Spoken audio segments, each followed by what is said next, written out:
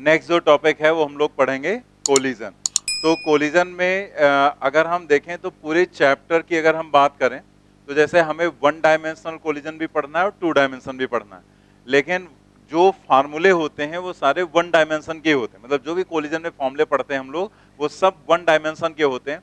To dimension का अगर कोई भी क्वेश्चन होता है तो उसे हम लोग एट द टाइम सॉल्व कर लेते हैं, मतलब तुरंत इक्वेशन बना के सॉल्व करना रहता है। तो पहली बात तो ये हो गई कि जो भी फॉर्मूले हैं जो आपको बताए जाएंगे वो कॉन्सेप्ट तो कैसे भी आप अप्लाई कर सकते हैं, लेकिन जो फॉर्मूले हैं वो सिर्फ वन डायमेंशन के हम लोग यहाँ पर देखते हैं। अब आगे की बात क्या है कि इस पूरे चैप्टर में सिर्फ 3 फॉर्मूले हैं, मतलब मेन 3 फॉर्मूले हैं। एक V1 का, वेलोसिटी का, V2 का और एक चेंज इन काइनेटिक एनर्जी या लॉस इन काइनेटिक एनर्जी का, मतलब टोटल 3 फॉर्मूले हैं। लेकिन हम लोग अगर सारी चीजें हमेशा उन्हीं फॉर्मूलों से करने की कोशिश करेंगे तो थोड़ा सा प्रॉब्लम होती है, कुछ टाइम आपका ज्यादा लग जाता है। इसलिए कुछ ऐसी भी चीजें रहेंगी जो हम डायरेक्ट याद रखेंगे, ठीक है। मेन अगर देखा जाए तो 3 फॉर्मूले हैं। एक केस आता है जिसमें कुछ फॉर्मूले हम लोग डेवलप कर लेते हैं, अगर हम ना नहीं करेंगे तो फिर हमें पूरा उतना डिराइव करना पड़ेगा, तो वो हम लोग देख लेंगे। तो इसलिए कुछ और फॉर्मूले हम लोग याद करेंगे। अदरवाइज अगर आप ना भी याद करो तो भी आप 3 फॉर्मूले जो हैं वो मेन याद रखो, उसी से आपके क्वेश्चंस हो जाते हैं ज्यादातर, ठीक है।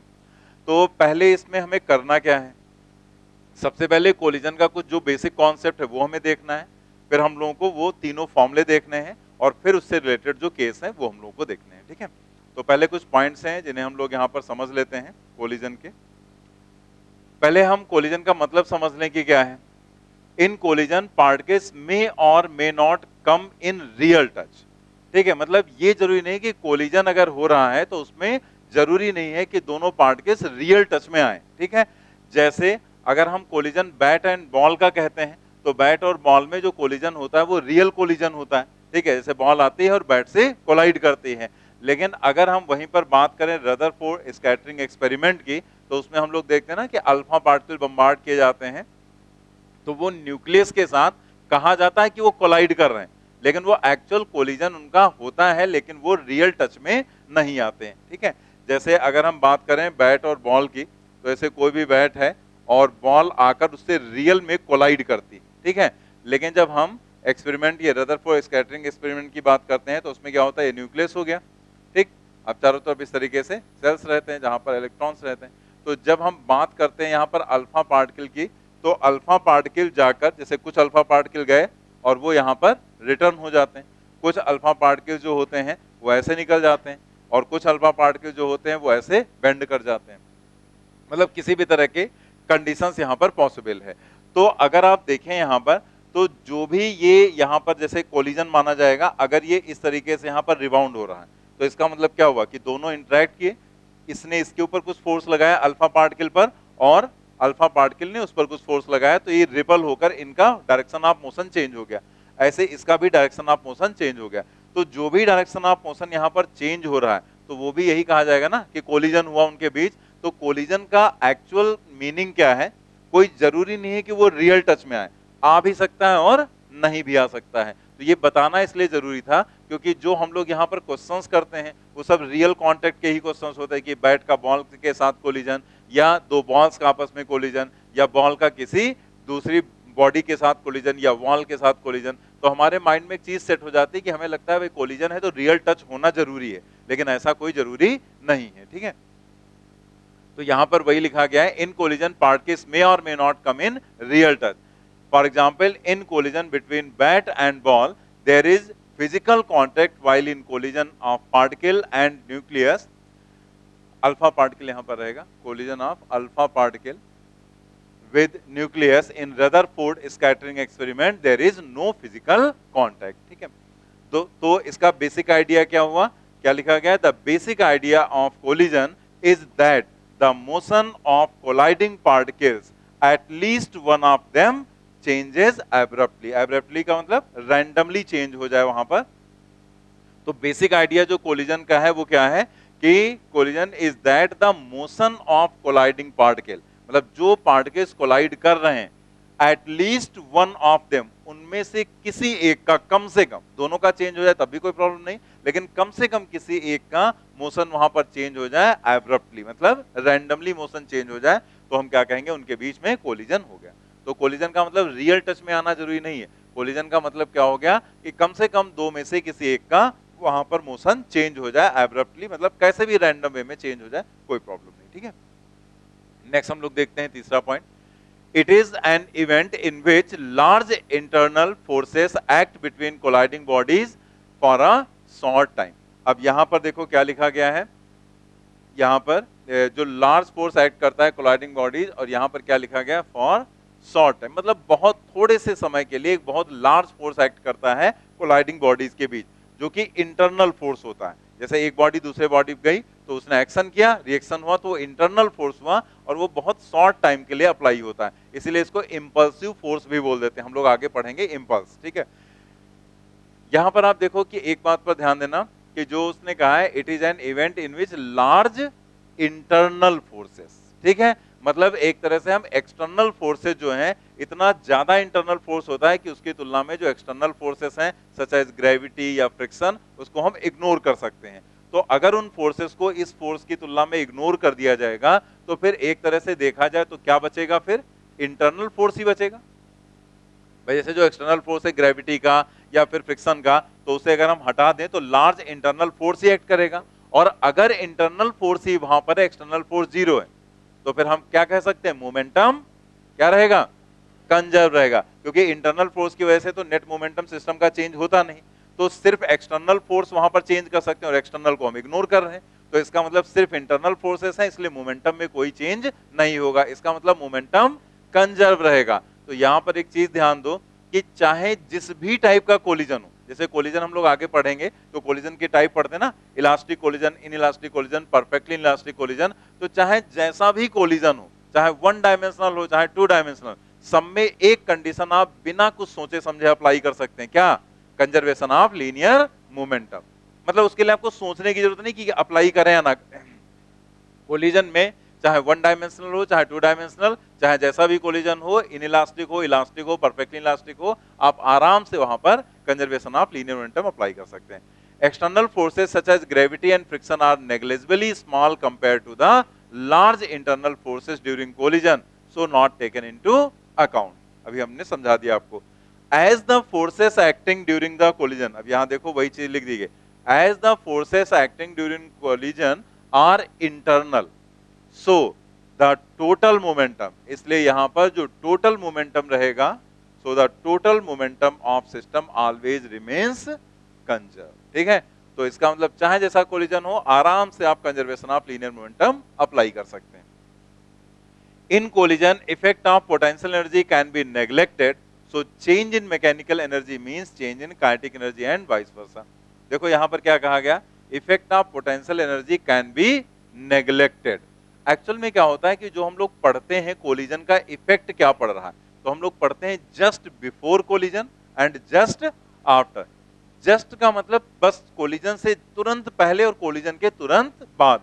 तो जैसे पोटेंशियल एनर्जी की अगर हम बात करें तो वहां पर किसी तरह का कोई इफेक्ट हम लोग कंसीडर उसका नहीं करते। जैसे आप देखो यहाँ पर, जैसे मान लिया यहाँ पर दो बॉडीज हैं और वो यहाँ पर जाकर कोलाइड करती हैं, ठीक है, यहाँ पर और यहाँ पर, तो जस्ट बिफोर कोलिजन मतलब कोलाइड की, और आफ्टर कोलिजन वो रिबाउंड कर गई या जैसे भी है वहां पर कंडीशन, वो तो हम लोग आगे देखेंगे।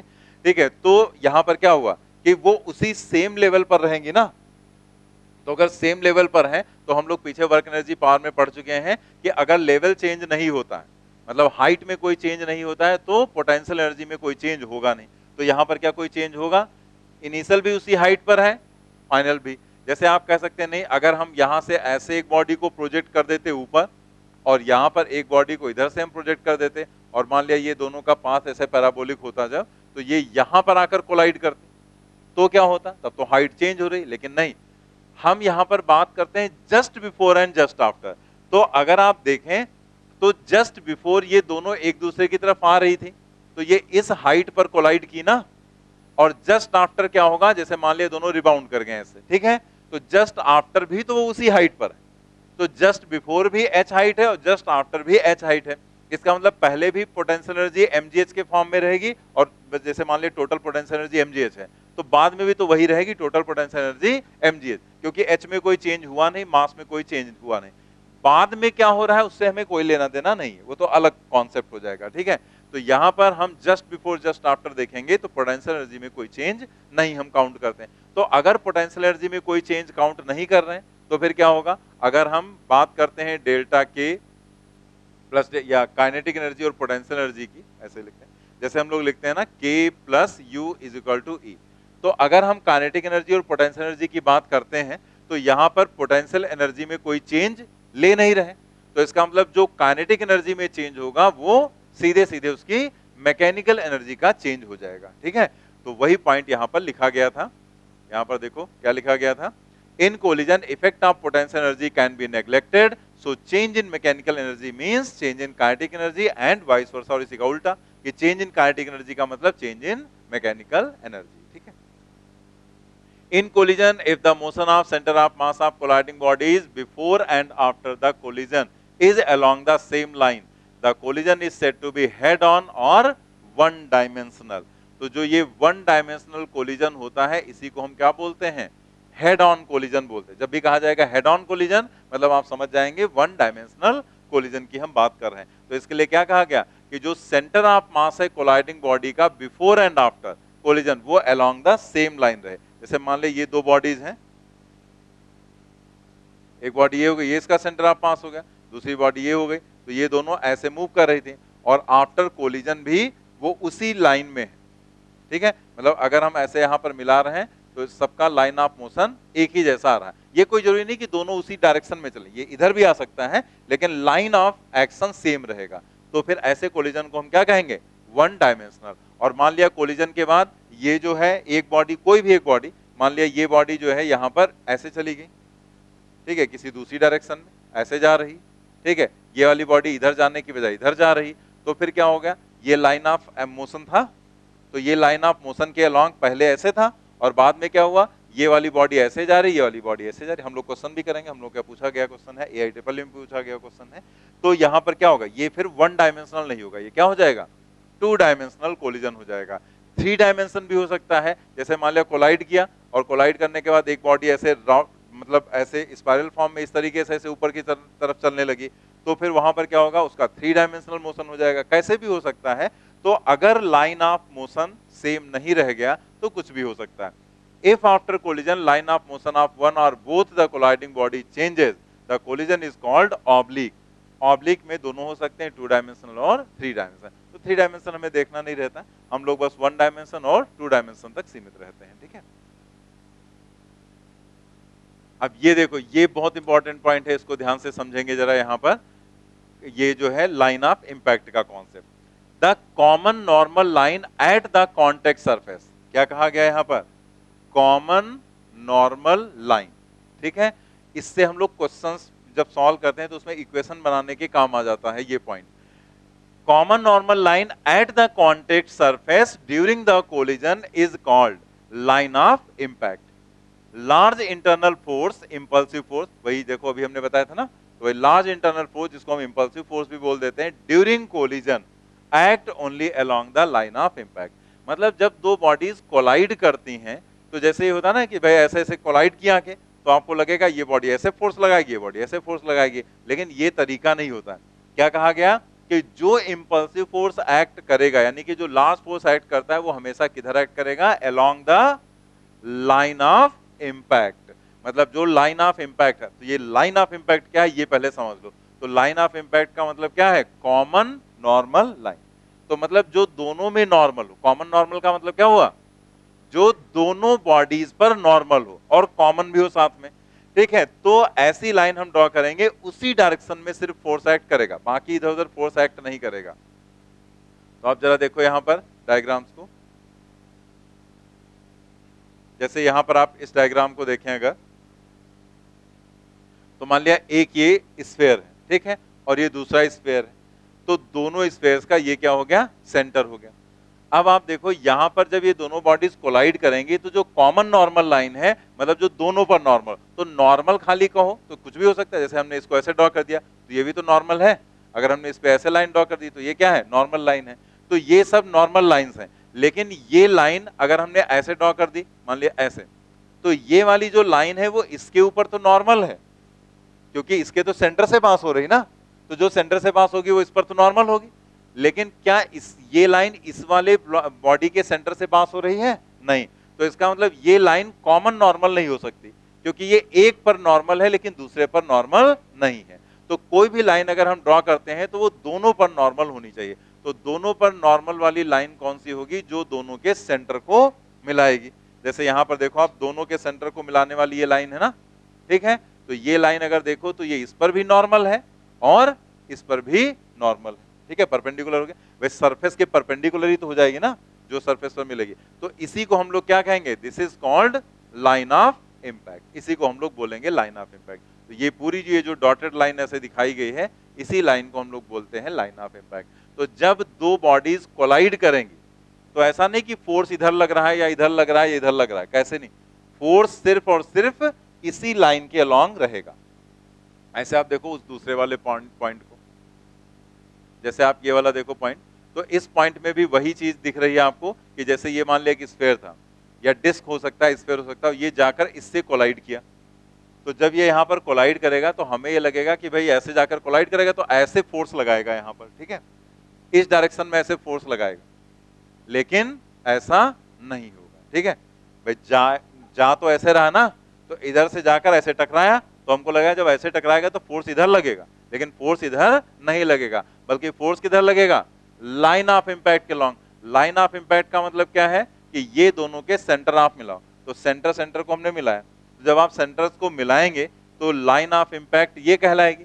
तो जो फोर्स लगेगा, यानी कि ये बॉडी इस पर फोर्स ऐसे लगाएगी और ये बॉडी इस पर फोर्स ऐसे, एक्शन रिएक्शन लगेगा, तो फोर्स इधर लगेगा ना कि इधर, ठीक है, समझ गया ना। तो लाइन ऑफ इंपैक्ट के अलोंग हमेशा फोर्स लगता है, चाहे वो कैसी भी कंडीशन हो, इधर उधर रैंडमली कोई फोर्स एक्ट नहीं करेगा, ठीक है। जैसे ये जो भी चीजें होती हैं ये आप अप्लाई भी करते हैं। कैरम खेला है? कैरम तो शायद सभी ने खेला होगा। तो जब कैरम खेलते हैं तो उसमें भले हमें पता नहीं होता है, लेकिन हमारी हैबिट बन जाती है, प्रैक्टिस हो जाती है देख देख कर।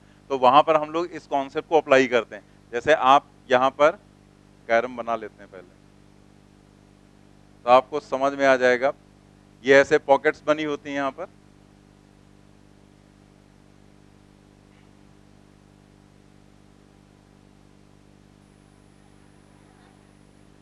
तो यहाँ पर अगर हम लोग देखें तो इस कंडीशन में जैसे जो कॉइन्स रहती हैं, तो वो कॉइन्स कहीं पर भी हैं, आपने जैसे कहीं पर भी कॉइन बनाया है, मान लिया कोई कॉइन इस लोकेशन पे, ये यहाँ से हम लोग मारते हैं तो यहाँ पर मान लिया इस लोकेशन पर है कॉइन, ठीक है। अब ये जो कॉइन है, तो इस कॉइन को आपको यहाँ पर लेना है। ये वही रानी का कवर है, रानी ऐसे नहीं मिलती, ठीक है, कवर भी साथ में तुम्हें लेना पड़ता है।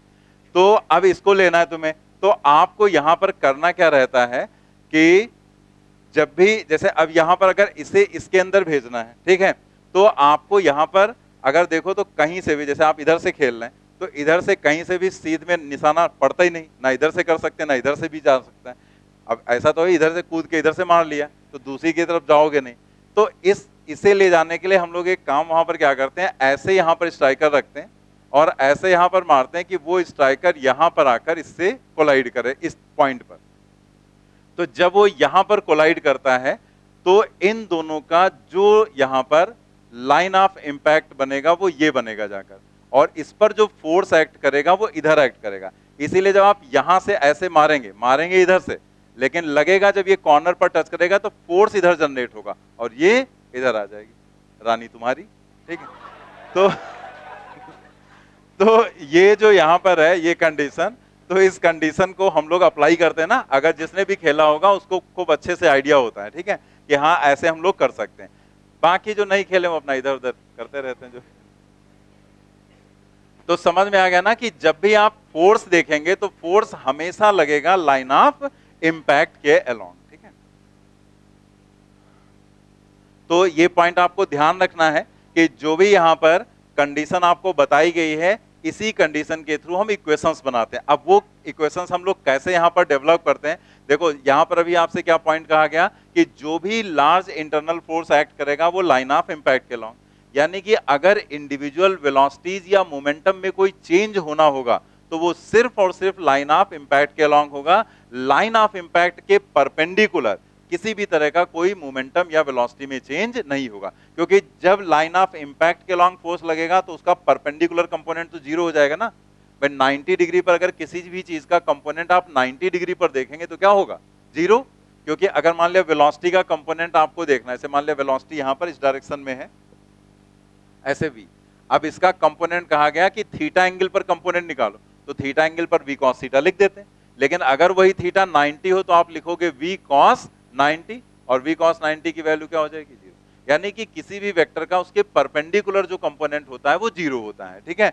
तो आप यहां पर v cos 90 जो भी है वो जीरो पा रहे हैं, यानी कि जो भी लाइन ऑफ इंपैक्ट के परपेंडिकुलर है वो फोर्स इधर होगा तो उसका परपेंडिकुलर कंपोनेंट क्या हो जाएगा, जीरो। और अगर वो कंपोनेंट जीरो है तो इसका मतलब हुआ कि इस डायरेक्शन में ना तो कोई एक्सेलरेशन होगा, ना ही कोई वेलोसिटी में चेंज होगा, और ना ही कोई मोमेंटम में चेंज होगा। इसलिए initial momentum equal to final momentum along the perpendicular direction, line of impact के परपेंडिकुलर जो भी इनिशियल मोमेंटम फाइनल मोमेंटम होगा वो सेम रहेगा, ठीक है। तो हम लोग जब टू डायमेंशन का केस करते हैं तो नॉर्मली इस कंडीशन को हम अच्छे से वहां पर अप्लाई कर लेते हैं, ठीक है। वन डायमेंशन में अप्लाई होगा, टू डायमेंशन में भी हो जाएगा, ठीक है। नेक्स्ट हम लोग देखते हैं इंडिविजुअल, वही पॉइंट लिख दिया गया जो यहां पर अभी समझा है, individual momentum and velocity change only along the line of impact, individual momentum and velocity do not change to the line of impact, perpendicular to the line of impact, ठीक है। तो individual momentum and velocity change only along the line of impact, ध्यान रखेंगे line of impact के along individual momentum और velocity में change होगा, but individual momentum and velocity do not change perpendicular to the line of impact. लेकिन अगर हम momentum की बात करेंगे तो ये इंडिविजुअल की बात हम कर रहे हैं, पूरे सिस्टम का क्या मोमेंटम चेंज होगा, नहीं। वो अभी स्टार्टिंग में बता दिया, कोलिजन के दौरान यहां पर सिर्फ इंटरनल फोर्सेस हम काउंट करते हैं, external forces gravity friction ignore कर देते हैं, और अगर सारे फोर्सेस इंटरनल ही हैं तो वो टोटल चेंज मोमेंटम में नहीं ला सकते, सिस्टम का पूरा मोमेंटम कंजर्व रहेगा। इसलिए हम हर तरह के कोलिजन में conservation of linear momentum apply कर सकते हैं, ठीक है। नेक्स्ट हम लोग देखते हैं Newton's experimental law, Newton's experimental law of collision. तो ये जो है, जैसे यहाँ पर जो कॉन्सेप्ट बताया जा रहा है, तो ये कुछ बुक्स में ये कॉन्सेप्ट नहीं आपको मिलेगा, एनसीईआरटी में भी नहीं देते हैं ये वाला कॉन्सेप्ट, लेकिन इससे हमारे लिए क्वेश्चन करना और समझना आसान हो जाता है। अदरवाइज हर बार हमें पूरा डिराइव करने की कोशिश हमें करनी पड़ती है। तो ये बढ़िया कॉन्सेप्ट है, इसलिए हम लोग इसके बेसिस पर चीजों को समझ लेंगे, वो ज्यादा हमारे लिए आसान रहेगा, ठीक है। Newton's experimental law of collision, according to this law, velocity of separation along the line of impact is E times the velocity of approach along the line of impact, where E is called coefficient of restitution, ठीक है।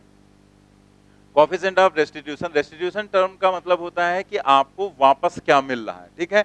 मतलब क्या वापस मिला, जैसे कोई भी ball या किस तरीके से आपको वहां पर चीजें मिलेंगी। जैसे कोई भी बॉल है, अगर उस बॉल को हम यहाँ पर ऐसे फेंके दीवार पर तो क्या होगा, वो रिबाउंड करती है, लेकिन क्या वो उतनी ही स्पीड से रिबाउंड करेगी या कम स्पीड से रिबाउंड करेगी, तो क्या कंडीशन वहां पर होगी। तो ये हमें यहाँ पर दोनों बॉडीज के मटेरियल जैसे होते हैं उसके हिसाब से मिलता है। जैसे कई बार बॉल होती है, आप यहाँ से छोड़ो वो वहां तक रिबाउंड करके जाती है, और कुछ बॉल है उसको आप छोड़ो तो वो बहुत कम ही रिबाउंड कर पाती, कुछ और ज्यादा रिबाउंड करती हैं। तो अलग अलग उनकी हाइट तक रिबाउंड होता है। तो ये कंडीशन जो हम लोग देखते हैं, ये कंडीशन क्या कहलाती है यहाँ पर, मतलब इसी को हम रेस्टिट्यूशन कहते हैं कि हम क्या वापस हमें मिल रहा है वहां पर, ठीक है। तो रिटर्न में हमें क्या मिल रहा है, ये उनके मटेरियल पर डिपेंड करता है। तो ये ई जो है एक तरह से वो जो भी बॉडीज कोलाइड कर रहे हैं उनके कोलिजन का नेचर हमें बताता है कि कैसा नेचर है कोलिजन का, या इस तरह का नेचर होगा तो ई की वैल्यू ये रखेंगे तो वहां पर हमें रिजल्ट्स क्या मिलेंगे। तो हम लोग जरा देखते हैं यहाँ पर कि ये इन्होंने क्या बताया था कि जो वेलोसिटी ऑफ सेपरेशन है और वेलोसिटी ऑफ अप्रोच, उसका जो रेशियो रहेगा वो यहाँ पर ई रहेगा, और ई को हम क्या कहेंगे, कोएफिशिएंट ऑफ रेस्टिट्यूशन। अब देखो यहाँ पर क्या दिया है, just before collision just after. तो जितने भी यहाँ पर क्वेश्चंस होंगे उसमें नॉर्मली हम लोग ये काम करेंगे, ठीक है, कि अब बार बार लिखने की ऐसी जरूरत नहीं रहती कि हम लोग लिखें। तो हम लोग इधर लेफ्ट में जो बनाएंगे वो जस्ट बिफोर होगा, और राइट में जो बनाएंगे वो जस्ट आफ्टर कोलिजन की कंडीशन होगी, ठीक है। यहाँ पर देखो दो बॉडीज ली गई, u1 और u2 वेलोसिटी थी, और आफ्टर कोलिजन v1 और v2, मतलब वेलोसिटी में कुछ चेंज हो गया, ठीक है। चेंज होने के बाद जरूरी नहीं है कि वो इसी डायरेक्शन में जाए। अगर वन डायमेंशनल कोलिजन होगा तो या तो ऐसे जाएंगे दोनों, और या फिर एक इधर वापस चलना स्टार्ट कर सकता है, कुछ भी हो सकता है वहां पर। तो वो तो फार्मूले के थ्रू हम लोग निकालेंगे क्या है। अब यहां पर हमें देखना है वेलोसिटी ऑफ सेपरेशन और वेलोसिटी ऑफ अप्रोच। तो अप्रोच कब होगा, बिफोर कोलिजन या आफ्टर कोलिजन? बिफोर होगा ना। कुछ लोग तो अपना सोचते रहते हैं हमेशा, कुछ लोग सोचते नहीं, क्या पूछते हैं तो क्या करना, हमें क्या लेना देना, चाहे बिफोर हो चाहे आफ्टर हो, क्या फर्क पड़ता है। कुछ तो सोचा करो, दिमाग लगाया करो ना, तभी तो क्लियरिटी आएगी। यहां पर जस्ट बिफोर कोलिजन, अगर हम अप्रोच की बात करें तो बिफोर कोलिजन, और सेपरेशन की बात करें तो आफ्टर, मतलब बॉडीज आई, कोलाइड की और फिर वो सेपरेट हो गई। तो जब हम वेलोसिटी ऑफ सेपरेशन देखेंगे तो हम उधर से निकालेंगे, और वेलोसिटी ऑफ अप्रोच देखेंगे तो हम इधर से निकालेंगे। तो हम जब सेपरेशन की यहां पर बात करेंगे तो कैसे देखेंगे, जैसे कोई चीज सेपरेट दूर जा रही, तो हम लोग करेंगे क्या, जैसे अगर हमें देखना है कि किस वेलोसिटी से ये दोनों दूर जा रहे हैं, तो हम एक को रोक लें और दूसरे को देखें कि वो किस वेलोसिटी से जा रहा है, उसी को हम वेलोसिटी ऑफ सेपरेशन बोलते हैं। तो जैसे अगर हमें इसे रोकना है तो हम यहां पर उल्टा उतनी ही वेलोसिटी इमेजिन करें, मतलब ये जस्ट इमेजिनेशन है, निकालने का तरीका है कि हमने यहां पर अपोजिट उतनी ही वेलोसिटी अगर अप्लाई कर दी तो इसकी वेलोसिटी क्या होगी, 0। लेकिन अगर हम यहां पर ये काम कर देंगे तो फिर पूरा चेंज हो जाएगा ना। तो जो हमने यहां किया है वही हमको यहां करना पड़ेगा। तो यहां पर भी हमने v1 वेलोसिटी अप्लाई कर दी। अब कुछ लोग को लग रहा होगा कि यहां पर v1 अप्लाई किया तो यहां v2 अप्लाई करना चाहिए था। यस सर, हाँ, तो दोनों 0 हो जाएंगे, तो पूरा सिस्टम ही चेंज हो जाएगा कि पहले v1 और v2 था, फिर दोनों को तुमने रोक लिया, ठीक है, तो दोनों नहीं रुकेंगे। यहां पर आपको जो काम करना है वो एक जैसा करना है। जैसे अगर हमने इसको रोकने के लिए इस पर v1 अप्लाई किया, तो वही काम हमें यहां करना है कि हम पूरे सिस्टम पर अपोजिट डायरेक्शन में v1 अप्लाई कर रहे हैं ना, तो वही v1 यहां कर दो, वही v1 यहां कर दो। तो ये तो हो गया रेस्ट में, मतलब दोनों वेलोसिटीज कैंसिल हो गई, और इसकी वेलोसिटी क्या हो जाएगी, v2 माइनस v1। तो एक तरह से हम कह सकते हैं इसके रेस्पेक्ट में, मतलब ये रुका हुआ है, इसके रेस्पेक्ट में ये जो बॉडी है ये किस वेलोसिटी से दूर जा रही है, v2 माइनस v1 से। तो समझ गए ना, अगर दोनों पर अप्लाई कर दो तो कंडीशन ही बदल डाली आपने कि ये पता लगा v1 ये v2 वेलोसिटी थी, और दोनों इस पर v1 अप्लाई कर दिया ये भी 0, इस पर v2 अप्लाई कर दिया वो भी 0, तब तो दोनों ही 0 हो गए। रेस्ट में तो ऐसा थोड़े कर सकते हैं कि मोशन में है और फिर आप उसको रेस्ट में कर दो। तो आप एक काम जो यहां कर रहे हैं वही सेम उसमें करो। जैसे मान ली इस पर 2 मीटर पर सेकंड अप्लाई किया अपोजिट, तो इस पर भी 2 ही अप्लाई कर दो। तो इसका मतलब कोई हमने बाहर से कोई चेंज नहीं किया। जैसे होता नहीं कई बार, जितना हम ऐड करते हैं उतना ही सबट्रैक्ट करते हैं, बस वैसे ही समझ लो इसको। तो v2 माइनस v1 से दूर जा रहा है, तो इसका मतलब इसे हम क्या कहेंगे, velocity of separation. Velocity of approach कैसे देखते हैं, वेलोसिटी ऑफ अप्रोच देखने के लिए, मतलब अप्रोच मतलब ये इसकी तरफ जा रहा है, तो हम इसको रोक दें, इसको रोकने के लिए इस पर अप्लाई करेंगे u2, तो वही काम जो यहां किया वही यहां कर देंगे u2, ठीक है। तो अब ये तो हो गया रेस्ट में, ठीक है, इसकी वेलोसिटी क्या हो गई, 0। अब ये इधर किस वेलोसिटी से जाएगा, u1 माइनस u2, क्योंकि कोलाइड कर रहा है तो जाएगा इधर ही, तभी तो कोलाइड करेगा। तो u1 माइनस u2 से ये इस डायरेक्शन में जाएगा, तो ये अप्रोच करेगा किसे, इस वाली बॉडी को, सेकंड वाली बॉडी को। तो u1 माइनस u2 है और उसमें v2 माइनस v1 है, तो v2 माइनस v1 को कहेंगे वेलोसिटी ऑफ सेपरेशन, और u1 माइनस u2 को क्या कहेंगे, वेलोसिटी ऑफ अप्रोच, ठीक है। तो ये सेपरेशन और अप्रोच की जो वेलोसिटीज हैं ये आ गई। अब आप देखो यहां पर यही चीज नीचे यहां पर लिखी गई है, अकॉर्डिंग टू दिस लॉ, इन्होंने न्यूटन ने क्या बताया था, इस लॉ के according, according to this law E is equal to, इन्होंने बताया था वेलोसिटी ऑफ सेपरेशन और वेलोसिटी ऑफ अप्रोच का जो रेशियो होता है वो कांस्टेंट होता है E के बराबर। तो velocity of separation divided by velocity of approach that is equal to E, v2 minus v1 u1 minus u2। ये ऐसा नहीं कि ये कोई यूनिवर्सल कांस्टेंट जैसा है, कोई ऐसा कांस्टेंट नहीं, ये तो दो बॉडीज का जो मटेरियल है उसके हिसाब से एक क्वांटिटी है यहाँ पर, जो कि उस पर्टिकुलर बॉडीज के लिए कांस्टेंट रहेगा, ठीक है। तो यहाँ पर velocity of separation upon velocity of approach that is. लेकिन अब ये चीज याद रखने में थोड़ा सा ऐसे करने में प्रॉब्लम हो जाती है, कभी कभी हम उल्टा सीधा यहाँ कर देते हैं, तो फिर इससे बेटर है हम इसे ऐसे याद रखें, E इज इक्वल टू, अगर हम इसमें से माइनस बाहर निकाल लें तो ऊपर v2 माइनस v1 है, तो नीचे हो जाएगा u2 माइनस u1,